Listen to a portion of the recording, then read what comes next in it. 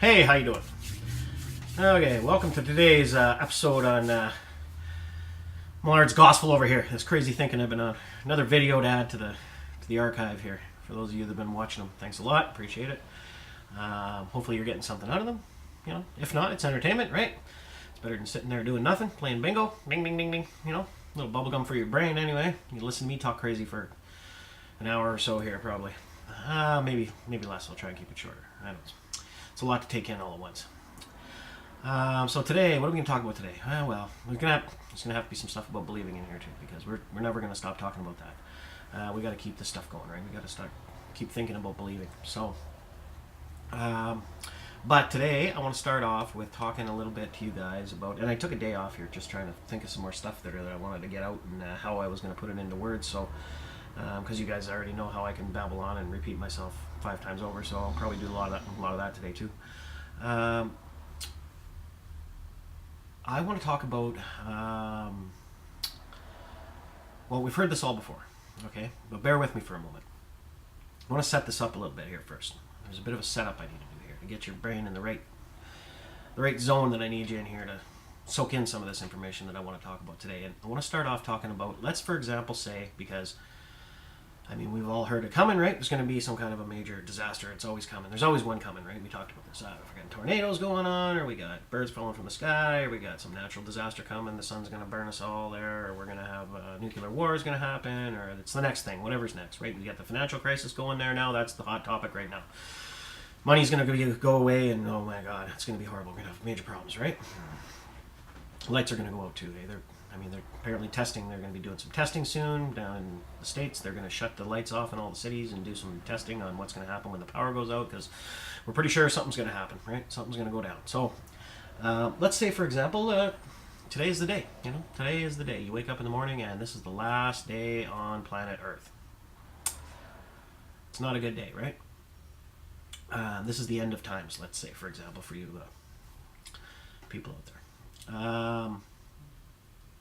So you wake up. What do? Due to some cataclysmic event, and now we've got proof of this. This is not something that's just some propaganda bullshit over here, just some stuff that's being told to you in the media. This is actually true. You can see the comet coming, or you know this is definitely the end. You're convinced. What do? You know, due to some cataclysmic event. How many people become religious all of a sudden? Overnight, right? Like, I believe in God now, or something like this. Or how many people just become enlightened in some way, right? Like overnight, just like a light switch, because they'd want to believe in something more instantly, right? I mean, this is the end. Whatever that may be, you know, they would start to believe in something more than they were thinking about yesterday when they were thinking about how to pay their hydro bill, or a fucking phone bill, or, you know, whatever the next bill is that they got coming that they got to worry about, because that's what it all is, right? Keep you in this stressed out world of trying to figure out how we got to pay all our bills all the time. Would a conscious decision be made by a lot of humanity, like a light switch going on, you know, to start believing? How many would look to the sky, right? They'd look to the sky, go outside, oh my God, please help me, you know, what's next? You know, what are we going to do? Is it actually all over? You know, is all this work that I've done all my life, this mundane job and being stressed out all the time, I've never had the time to do the things I wanted to do, you know, what all these things, you know, this is the stuff that would start to go through your mind, right? What about war? How about that? How about these wars we got going on? These people killing themselves for somebody else's fucking reasons, you know, for money or whatever it is, or control of the oil, or control of the minerals, or whatever these governments are making these innocent people kill each other for.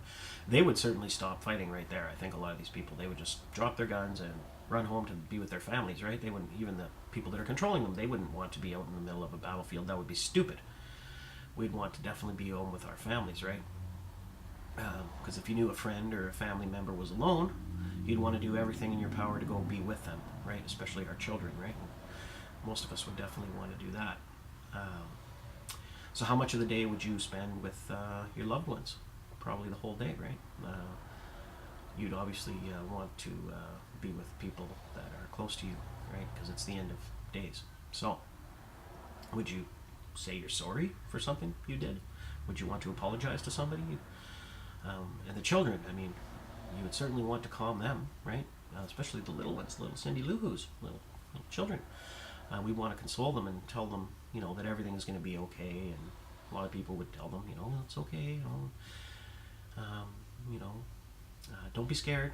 You'll be an angel. You're about to be an angel, and so will I, and we'll be we'll be angels together, and everything's going to be okay. And what about the atheists of the world? The people that don't believe in any of that stuff. Choose to just not believe in any of that. Just don't have any interest in that.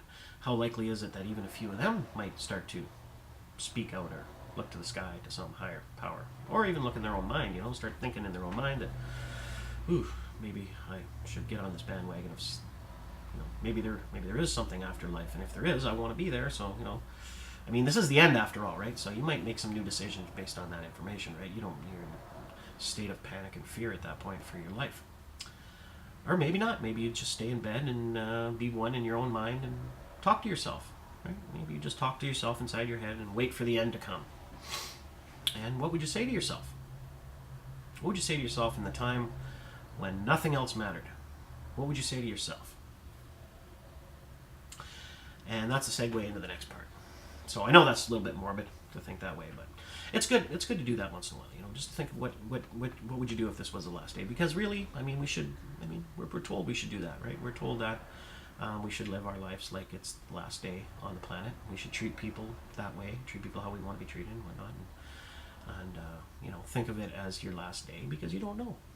You're here today, but you could be gone tomorrow, just like a light switch, right? That's what they say.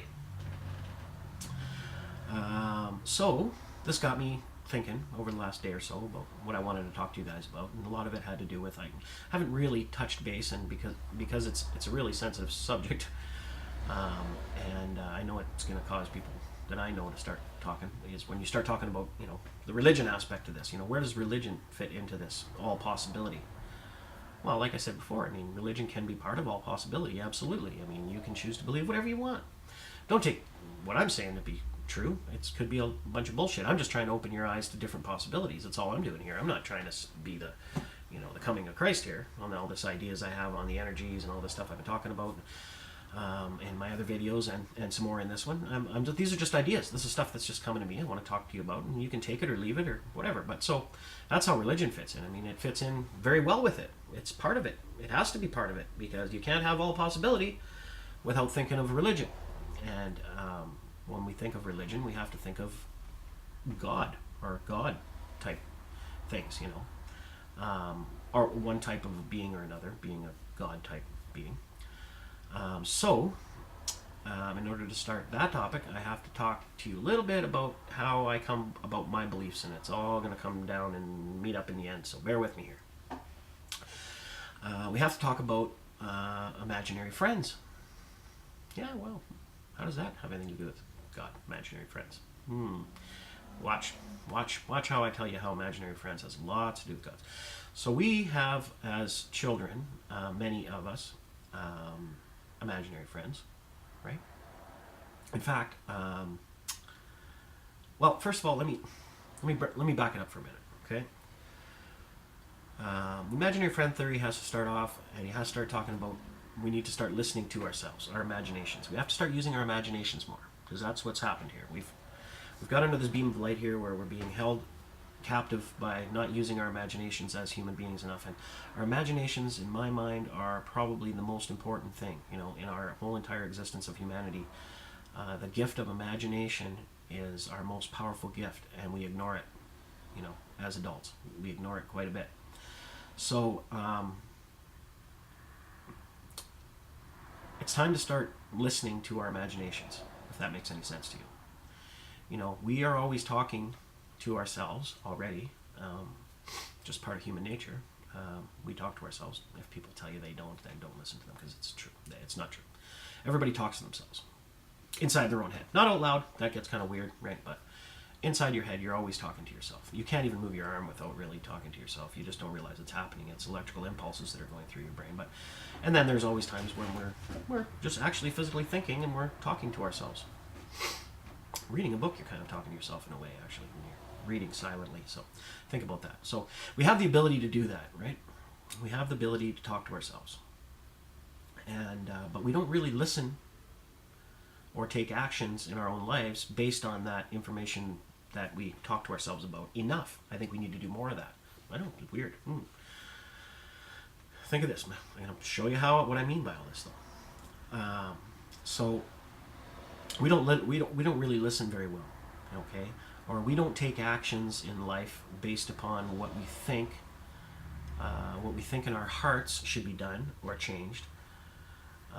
We don't bring these imaginations to the forefront of reality in our own lives enough because of, well, a lot of times fear. You know, it's the fear of what people will think of those ideas if we start to do that, or what, you know, like it's we're kept in a state of fear that those are supposed to be dreams in your head, and you're not supposed to bring that into reality, right? They want to keep us in this narrow band of thinking, these people up here that we've spoke about in these other videos.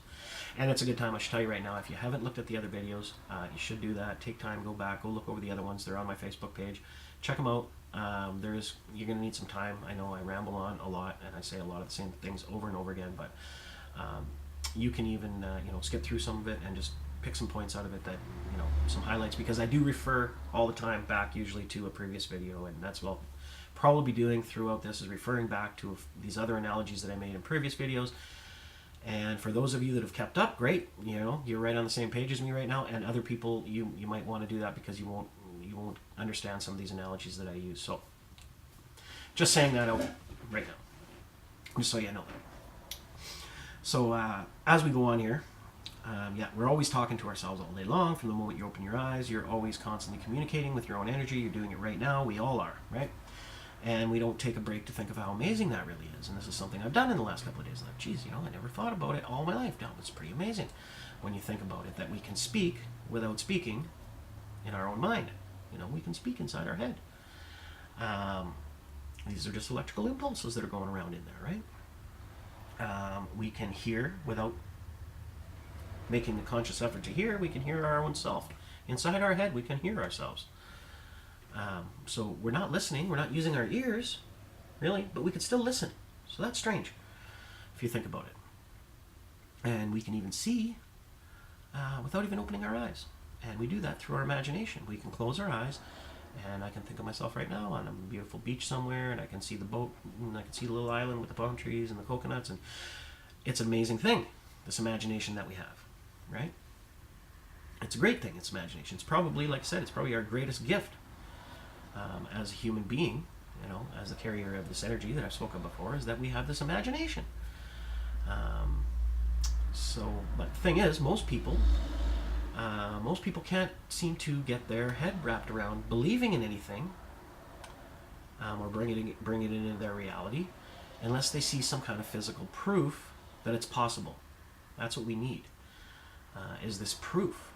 And this is going to be important through this, what I'm talking about here today, because it's something I kind of stumbled on thinking about all this stuff, is that, you know, that's a huge problem that we have, is that we require this proof before we can believe in something, you know. I think it has to do with the way that we've progressed. I think it has something to do with the way we've evolved as humans, based on the technology, you know, because we have the ability to prove everything now, right? Somebody tells you some bullshit, you can go to Google and look it up and say, oh, there it is, you know. It's not true, you're full of shit, or whatever. We need proof. There's a proof. Well, before you'd have to go looking through books and stuff like that, or there might not have been the information available to try and back up the claim. So people would use their imaginations, and a lot of theories that got created were created out of people's imaginations. Some of these most important theories on life, you know, that people followed for years, were based on information that was got not so easily. Like we now can easily get this information right on the internet, is what I'm saying. So the technology in life that we've created in this physical universe, physical world, has given us the ability to get proof on anything we need. We can prove anything. The average person now can just prove anything that they couldn't prove before. Even when I was young, man, I mean, we could make up all kinds of lies and bullshit to our friends and whatever. We could live in fantasy lands, really, have a different life altogether if you wanted to, as long as you could convince your friend to believe it. They believe it. They had no way of proving anything different, you know. You could tell them, you know, go back far enough, you could say the fucking earth was flat, right? Until they proved it was different. So anyways, unless we get the proof that it's in anything that we do, we don't generally believe it. But we think of amazing things, right? We can imagine amazing possibilities. It's all positive, you know. It's the outside information grid where we get all of our information that we use in our daily lives, that we're getting from up here, right? The bad people, that create all the negative things. Okay? The things that are holding us down is all based upon stuff from outside of our imagination. Because I think everybody imagines the same thing. Everybody imagines no hungry people in the world and no more wars and I don't have to work every day and I could just do what I'd love to do all day. We imagine that stuff. That's the imagination. That's the stuff that we want. That's what we really truly want in our hearts and our souls and our minds, and that we really want to be able to imagine a life like that. It seems impossible because there's no proof out there that it's possible. It hasn't been proven yet, and we believe everything has to be proven. Right? Our mind works that way. It has to be proof. If it's not proven, then it doesn't fucking exist, or it can't be true because nobody's proven it. Right? It's like walking on thin ice across a river. You know, ooh, I don't think you can make it. Well, somebody else goes across. Well, he just proved it's possible, so then you go behind him. Right? You do that enough, but eventually some people fall through. Right? Well, it's not always perfect. Right? Then we got to go and relook at the science again, and we got to start thinking, okay, well, maybe it's not all that safe. But that's what we're not doing right now. You know, a few people are starting to do that. They're starting to think that way. It's like, oh, maybe it's not that way. But anyways, I'm getting off topic here. So the more and more people choose to believe, more and more people are starting to believe in nothing because it's just neutral when it comes to religion like God. Right? Well, because people will say, well, do you believe in God? Is that what all this is stuff about it, James? You're trying to get me to start believing in God? Well, I started thinking, well, maybe. I mean, is that what I'm doing? Is that what I'm trying to get people to believe in God? Wow, that's a tall order. Because no, that's not. I don't think that's what I'm trying to do. But then I started saying, well, how can I relate that to what I am trying to say about these energies and all possibilities? And in order to talk about all possibility, well, God has to be in there. He has to. He, she, whatever, the entity of God, the idea of angels, of spirituality, all that's got to be in there. Because I'm a fucking hypocrite if I don't bring this in here, right? It's all got to be part of that. It's all got to be part of the all possibility. You know, I can choose to believe that. You can choose to believe something else. Whatever, they can choose it. We can all bring all this all possibility information, and I can make my ideas on what I believe based upon a lot more opinions, right? A lot more different ideas. So God has to be in there. So what is my feeling on God? Well, first question I have to ask myself is, what is God? Right? Oh, we got somebody outside. I don't know who that is. No, Jamie. So what is God? Well, that's the question, right? That's the question that separates basically the believers from non-believers. Really, it all comes down to that, because all this, you know, spiritual stuff and all that, and the entities and the auras and chakras and all that stuff, it's all pretty spiritual stuff. It's based on religion, probably in the beginning, right? You have to believe in something, and it becomes a religion. So, I mean, that's the question. In fact, the only question that separates the atheists from the believers is something more, or something divine, right? And if they had hard set proof, well, they'd no longer be an atheist. They don't choose to necessarily be an atheist. They choose that because in their belief, there is no proof. So without proof, there can't be true, or that can't be truth. There can't be truth without proof. No proof, no truth.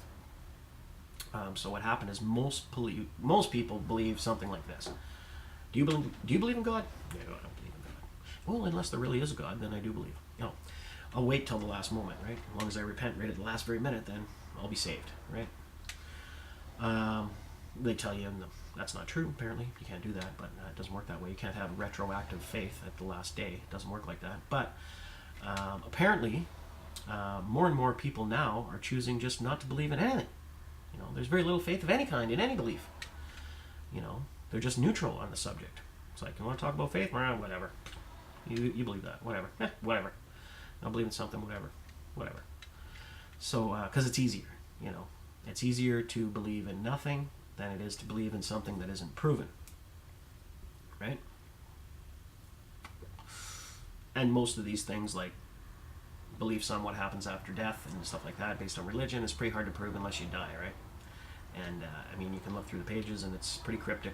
There's not a lot of absolutes in there. Okay, there's a lot of stuff that assumptions have to be made on, and I'm telling you, it's designed that way because there's only real, in my opinion, one real truth in there, and that truth is you need to find a way, whatever that is, of having unconditional belief in whatever it is that you believe in. In order for it to manifest into your reality, you need unconditional belief. You can't put conditions on your belief like, prove it to me. Okay? As soon as you put that condition on there that you need it proved to you, then you will not reap the benefits of whatever that is that's in there that you could possibly gain. You can't gain that enlightenment from whatever that is that you're following if you're basing that on needing proof. You have to have unconditional proof. Unconditional belief. It's when we bring in this necessity of requiring proof to believe that we close the doors on all these other colors and lights, right? We're stuck in this narrow band. We're only going to believe what's proven to us. I'll believe what science tells me. Well, science is limited by people who are under a system that have limited them to their belief system. And their belief system doesn't necessarily allow the science or allow the masses to gain information that would lead them to believe that there's other possibilities or all possibilities, right? Because they want to stay in this controlled way of thinking, right? So, like I say, you get more and more people just saying they just don't believe in anything, or they're neutral on the subject. And it's almost impossible for any young adults, okay, kids now I'm talking, to speak out about these kind of beliefs amongst their peers, more so than ever, especially when the word God is used, okay, because that's why you're starting to see so many more young kids are talking about other stuff, other ways of believing in, then you getting into different spiritual things that don't really necessarily follow and I don't mean anything by this, but don't follow necessarily the Christian belief of the Bible, okay? Because public schools especially are very harsh. The children that go there are very harsh because of society, because of what they're getting taught and getting told, not because they're bad, but because they're told that, this thing isn't cool. It's not cool to believe in God. You're being brainwashed by that fucking Bible thumper crowd, blah, blah, blah, there are specific schools that don't teach that kind of thing, but for the most part, the public school system, they're not spending much time on spirituality, and certainly not talking about God. They took that out of the school system a long time ago. When I was a kid, we used to say the Lord's Prayer every morning, but they took that out because we can't have that. There's too much ethnic races and too many beliefs, and we can't have everybody just stuck in the same room, when really it was fucking bullshit, because we're all talking about the same thing. Everybody's religion at the same end of the day says the same thing. It's all, there's nothing in there's nothing in there that was really necessarily against, was nothing satanic about it, that's for sure. Nothing bad. But at any rate, my opinion. So that got taken out of the school system, and you no longer see people sitting around their table saying grace very often. There's a few families that still practice those kind of rituals, and that's great and perfect, and that's good for them, and that's awesome if they can find some, healing in the faith of that type of religion. That's awesome. But for the most part, it's been taken out of the child's mind right from birth. We're not spending any time with that anymore. Very few people, right? And I'm not saying we should be. I'm just saying that these are just opinions that I have, observations that I'm making, right? So it's almost impossible for any young adult to speak out about their beliefs, especially if the word God is used, as you're quickly ridiculed and called names like Bible thumper and things like this. So, therefore, it's become easier to believe in nothing than it is to believe in something that hasn't been proven, and that's just human nature. Well, it's not actually fucking human nature. Human nature is to believe in all possibility, but the control system in your mind has got you believing that it's easier to believe in nothing.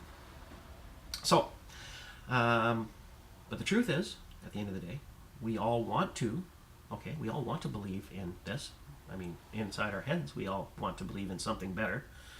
Of course you do. Why? Who wouldn't? Who doesn't want to believe in the possibility of becoming enlightened and more intelligent and having a better lifestyle for your family and not so much stress and all this stuff and all these possibilities? In our minds, we want that. Every single person, everybody just wants to take care of their family and have a good day and, go to sleep at night and wake up tomorrow and see the sunrise and the sunset and live a beautiful, happy life. We all want the best for everybody, really, at heart.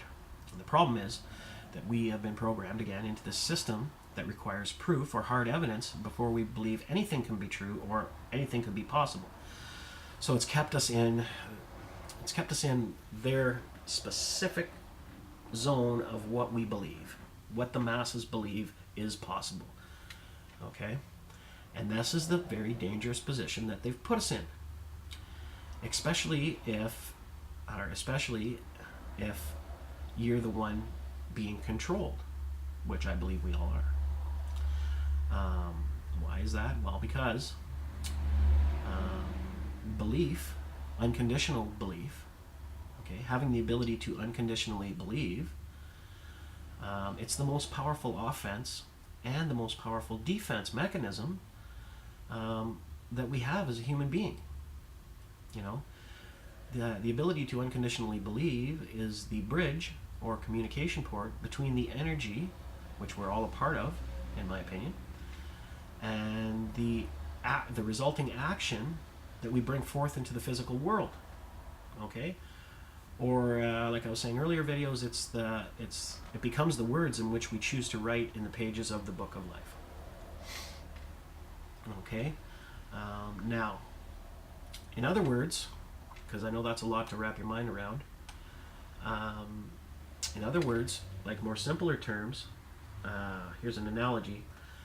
Okay, if one person or a small group of people can condition enough people to unconditionally believe or disbelieve unconditionally in anything, in whatever topic it was, those people become godlike.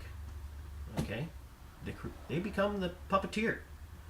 If they can convince society that this is the way it is and have you unconditionally believe that that's the only way it can be because everything else can't be proven, so this is the way it has to be, then they control you.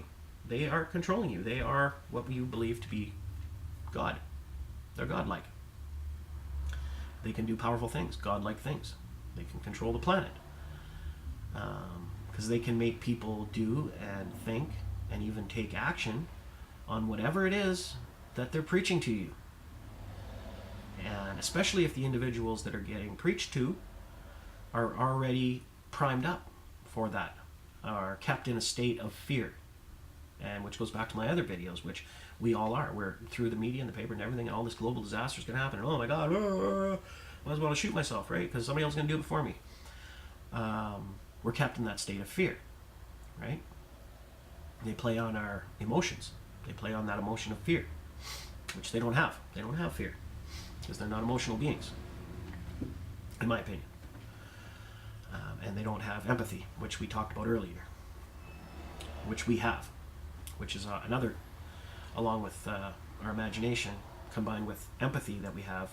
These are the strong things that we have as people that can help us change the world. So yeah, this unconditional belief is all it takes. And we've been told this in all the religions. No matter which one you believe in, look it up in your book, whatever Bible or whatever it is you follow. Your unconditional belief in whatever's in between the pages of that manual there, that's what's going to save your soul. You have to unconditionally believe it. Don't question it, just believe it, right? Don't question why, just unconditionally believe. That's how you save your soul. That's how you become enlightened, by unconditionally believing. So read it, people. You know, we've been told that for years and years and years. It's in the books and the religion and the Bibles and all that. It's right out there. It's in front of your face. That's what you're being told. They all basically say the same thing, that you need to unconditionally believe, and that's the answer to all your prayers. The shit's right in front of you, and it's been there for a very long time. All you got to do is read it. So, unconditional belief is the most powerful thing in defense or offense of the human mind. Once we're unconditionally believing in one thing or another, that's the direction and the path and the energies that we'll take in life, whatever we unconditionally believe in at the time. And they base it all on science now. We have to be proven, so without proof we can't have belief. And because that, a lot of these things that haven't been proven yet, nobody fucking believe it. Like a lot of the stuff I'm saying right now, it's going to go right through people's ears and out the other side, because there's no proof in this shit about all energies and all this, and well, they figure there's no proof in that. And mainstream science doesn't back this up, and the important people of the world, the governments, they don't back this theory up, so that can't be true. That's got to be a bunch of bullshit. So you're just talking out your ass there, James. And that's what makes this type of thing so difficult. That's what makes change so difficult, is because people are looking for this proof, and until something different gets done, until you try something different outside of that realm of what you believe is the only possibility, and you start thinking of all possibility, and until we start to actually manifest this stuff and try some of these theories out that we think are a bunch of bullshit, we never get to see the benefit of it, and we never will. That's the entrapment that they've got us in, people. So at any rate, that brings us on to talking about the imagination more, and how I want to start this off is let's talk about imaginary friends. Okay, children. I like referencing children a lot because they're the only ones whose minds haven't been corrupted yet, right? I mean, they're the pure souls of the planet, the little kids that haven't been fucking manipulated by this up here yet. So I like to make references to what they believe in, because I think that's what we really need to do. We need to look to our children. Our answers are in the eyes of our children, because they are the pure ones, the pure spirits. They have not been corrupted yet or anything like that. So start listening to your children a little more too. You know, they might not have some bad ideas on the way you should live your life. You know, they have a lot more ideas on what fun is, I can tell you that, than most of the adults I know. So imaginary friends is what I want to talk about. Children can have imaginary friends. They do all over the world.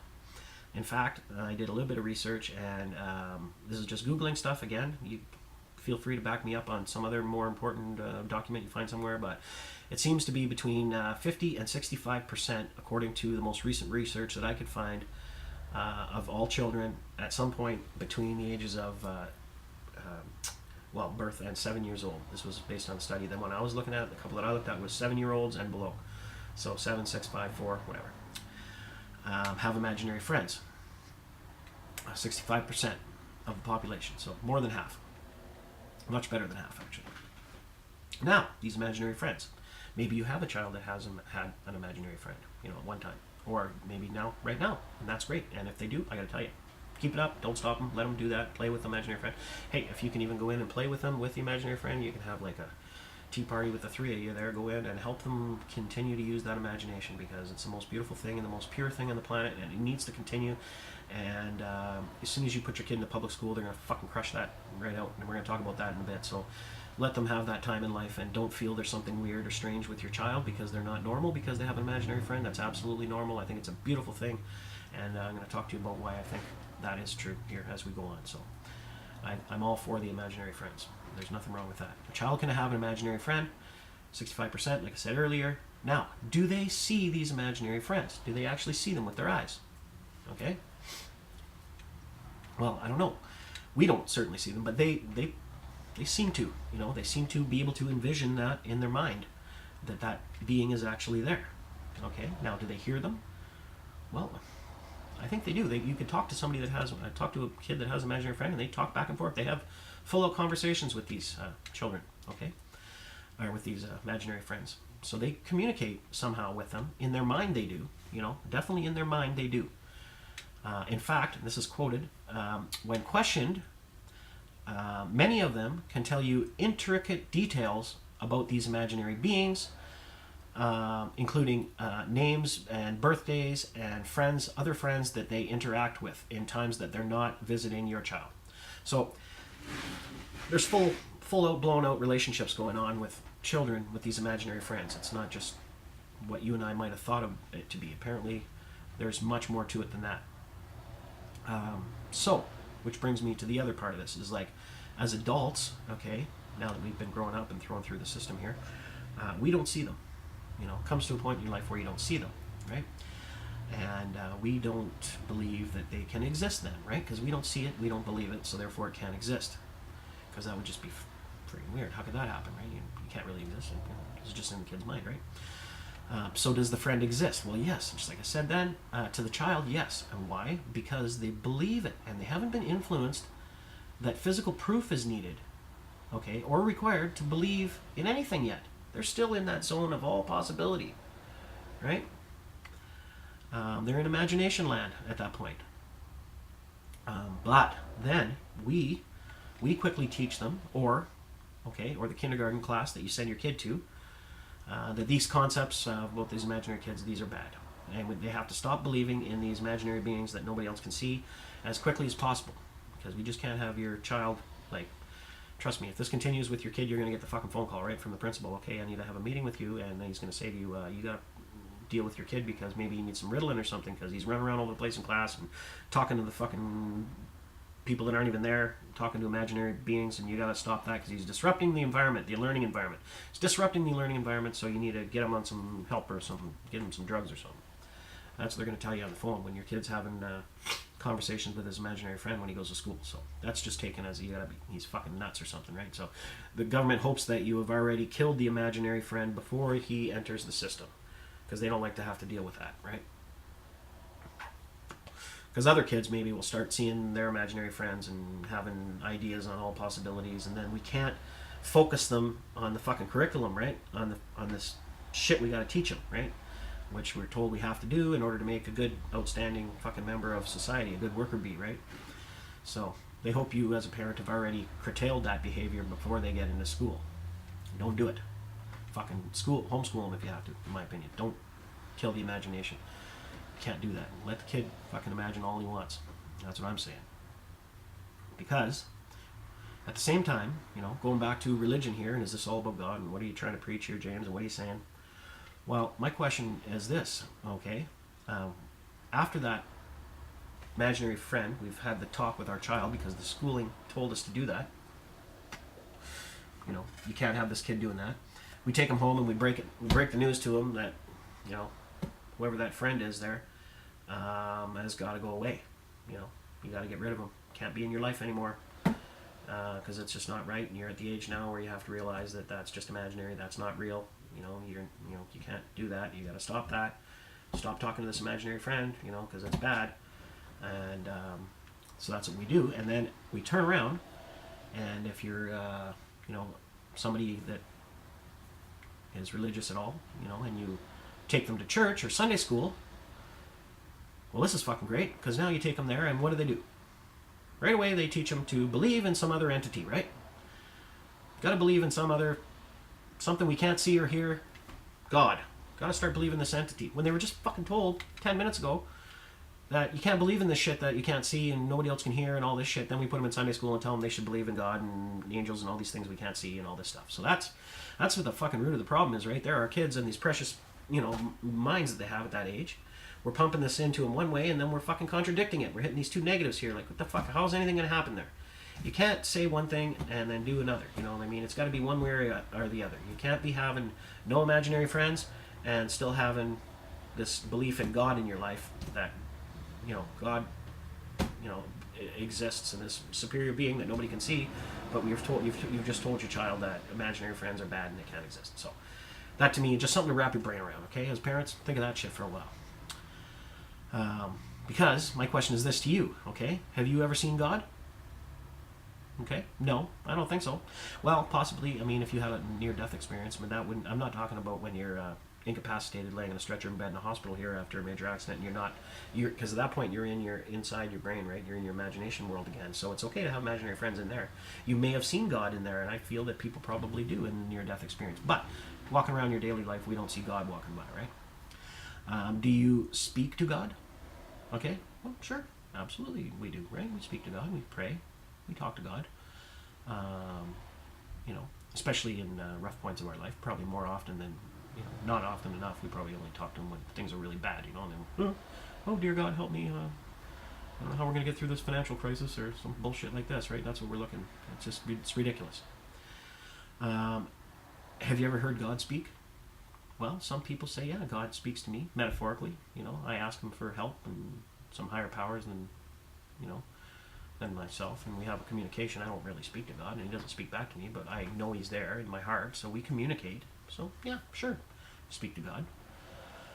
So you can start to see my point, all right? Same things that we, see in the imaginary friend here. The imaginary friend is almost a good being, almost always is a good being, okay? A good being or a friend, okay, that brings joy and happiness. Okay, well, that's what God apparently is supposed to do for people, bring joy and happiness into your heart, right? So that's the same as the imaginary friend seems to do for children. Keeps them safe and protects them from the monsters under the bed, right? The devil, whatever. So similarities there, keeps us safe. The belief in God gives us a feeling of safety, knowing that we're one with God and we feel safe. He's there for the child, when they are sad or lonely, or someone for them to tell their deepest secrets to without any worry of being ridiculed, so they can tell their secrets to this person. Same thing, kind of thing, with what we tend to associate with believing in God. We can pray, or we can confess sins, or stuff like this, without fear of being ridiculed. So, it seems to me there's a lot of similarities, or lots, at least the same ideas, on imaginary friends and what we believe a God, okay, may do for those who choose to believe that. Okay? Now, here's where it gets even deeper. Where does the imaginary friend come from? Okay? And remember, this is all resulting because I'm having these questions in my mind, and I'm asking you, do you believe in God, and what is God, right? This is where I'm coming from all this. So, where does the imaginary friend come from, right? Well, if you take your child to a doctor, they will tell you that the imaginary friend is a manifestation of the child's mind. It's manifested within the child's mind. That's where the imaginary friend comes from. And if that's true, if it's manifestation of the mind, okay, created within the mind, in fact, isn't it possible then that God, okay, that he also may simply live in the mind of those who choose to believe? He's a manifestation of their own mind. And if gods aren't walking around like human beings in a physical form, but millions and billions of people actually believe he exists, then I come to the conclusion that the belief in God must be also somehow related and be part of all energy. It has to be part of that. That's a similarity in there. The belief in God and the belief in this all energy are one of the same. This isn't the stuff I'm talking about, for you people that might be looking through this and thinking, well, you should just believe in Jesus and believe in God. I think at heart, the message is the same here, okay? It's all the same thing. It's all part of the same energy, right? So, what else I'm saying is that just because we don't have physical proof, because that's something that's been put into us, the need for this physical proof for anything we believe in, just because we don't have that physical proof in a current belief in something, just like the child with the imaginary friend, doesn't mean that they don't exist or can't be very, very real.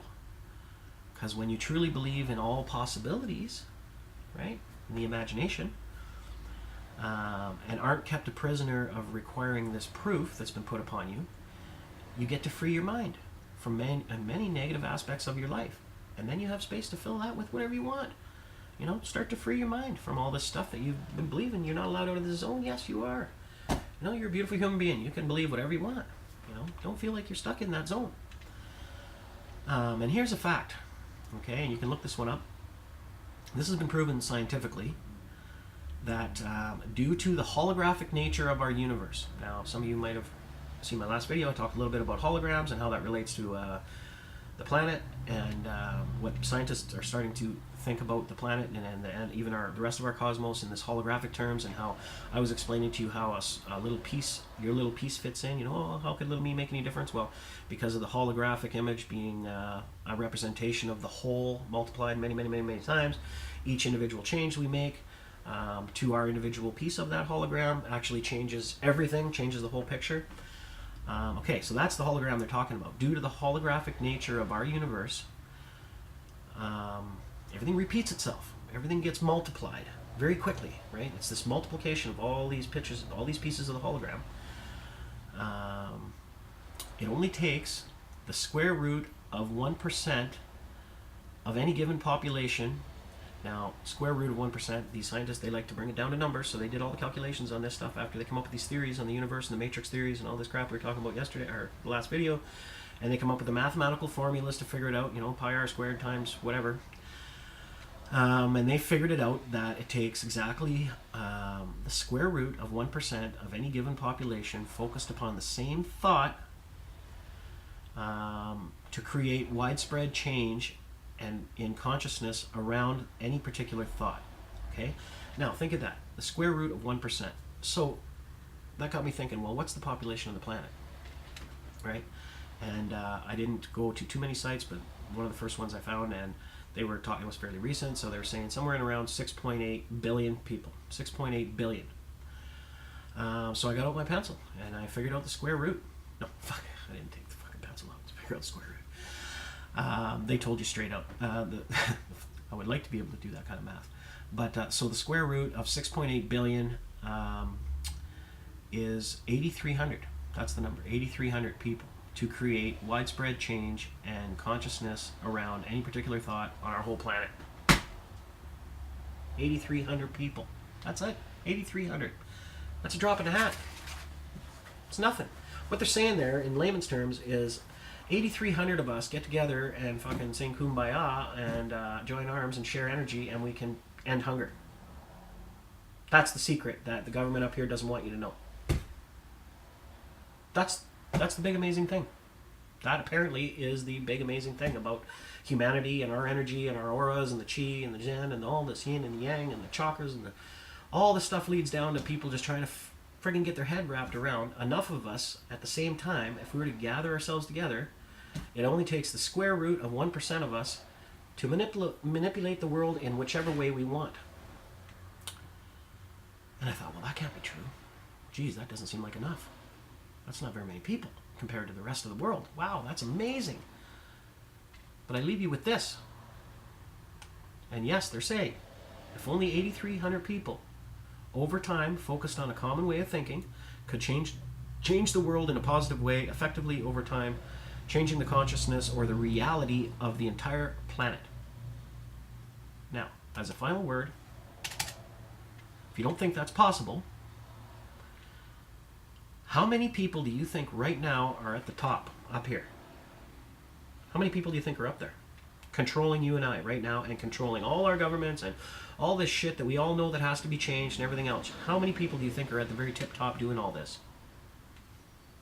The very, very top, you know?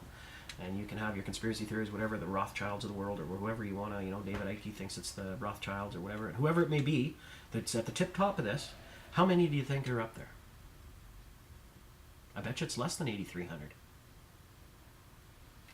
So think of that. Think about those possibilities. Think of that as a possible thing that could happen. It's just getting us all together, right? How are we going to get all together? You know, we got to set a date, come up with some date and say, okay, I need at least 9,000 people to meet up, you know, in this specific spot at this specific time, and so we can all focus on a common goal of changing our world, right? And man, I hope that'd be possible one day, you know? If I thought it'd be possible, I would just start finding the piece of land right now and let's all go, man. Let's have a big party. Let's all go out there, 9,000 of us, and let's start thinking some positive thinking there for a couple of days straight and see how much we can change things. But I mean, it won't fucking happen, right? Because nobody will believe that it's possible. That's the biggest, you know, conundrum in this whole thing, is trying to get enough people to believe that that could possibly do it, because it seems too simple. That's the thing, though. It seems too simple, and that's why people don't choose to believe this kind of crap that I'm telling you right now. You know, most people just can't get their head wrapped around that it could even be close to that. You're not going to end all the world, sing around Kumbaya and all this crap, and, you know, join arms and share energy, and you can't get people to believe it. I believe it. I'm going to continue to believe it. I'm going to continue to talk to you more about it, and until you're sick of hearing about it, and maybe you'll just be forced to say, oh, you got to hear this crazy guy talk. You got to watch his videos, man. He's talking like a nut bar. I'm hoping you do that. Share it. Show people. Tell people. You know, sell it to anybody you want, you know, and hopefully we can change things. So that's my sermon for tonight. So hopefully that gave you some entertainment and gave you some stuff to think about, and peace to you, and have a good night.